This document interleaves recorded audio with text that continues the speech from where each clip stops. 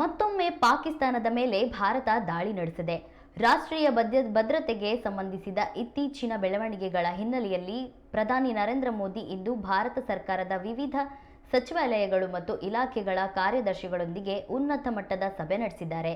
ಈ ವೇಳೆ ರಾಷ್ಟ್ರೀಯ ಸನ್ನದ್ಧತೆ ಮತ್ತು ವಿವಿಧ ಸಚಿವಾಲಯಗಳ ನಡುವಿನ ಸಮನ್ವಯ ಪರಿಶೀಲಿಸಿದರು.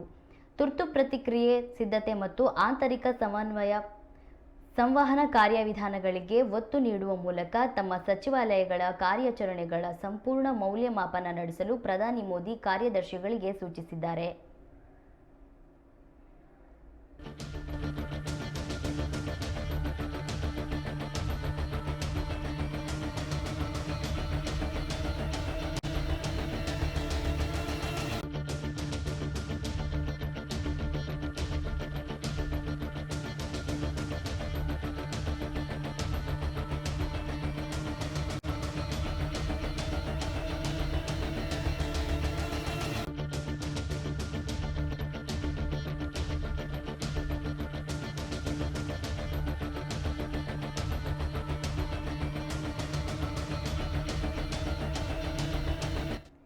ಇನ್ನು ಭಾರತದ ಆಪರೇಷನ್ ಸಿಂಧೂರ ಬೆನ್ನಲ್ಲೇ ಪ್ರಧಾನಿ ನರೇಂದ್ರ ಮೋದಿ ಇಂದು ಸರ್ಕಾರಿ ಇಲಾಖೆಗಳು ಮತ್ತು ಸಚಿವಾಲಯಗಳ ಕಾರ್ಯದರ್ಶಿಗಳೊಂದಿಗೆ ಉನ್ನತ ಮಟ್ಟದ ಸಭೆ ಅಧ್ಯಕ್ಷತೆ ವಹಿಸಿ ಮಾತನಾಡಿದ್ದು, ಎಲ್ಲ ಸಚಿವಾಲಯಗಳು ಸಮನ್ವಯ ಮೂಲಕ ಕಾರ್ಯನಿರ್ವಹಿಸಲು ಸೂಚಿಸಿದ್ದಾರೆ.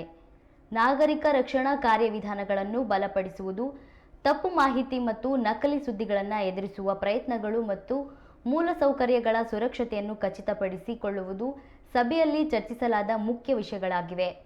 ಈ ಸಭೆಯಲ್ಲಿ ಪ್ರಧಾನಮಂತ್ರಿ ಕಚೇರಿಯ ಕ್ಯಾಬಿನೆಟ್ ಕಾರ್ಯದರ್ಶಿ ಮತ್ತು ಹಿರಿಯ ಅಧಿಕಾರಿಗಳ ಜೊತೆಗೆ ರಕ್ಷಣಾ, ಗೃಹ ವ್ಯವಹಾರಗಳು, ವಿದೇಶಾಂಗ ವ್ಯವಹಾರಗಳು, ಮಾಹಿತಿ ಮತ್ತು ಪ್ರಸಾರ, ವಿದ್ಯುತ್, ಆರೋಗ್ಯ ಮತ್ತು ದೂರಸಂಪರ್ಕ ಸಚಿವಾಲಯಗಳ ಕಾರ್ಯದರ್ಶಿಗಳು ಹಾಜರಿದ್ದರು.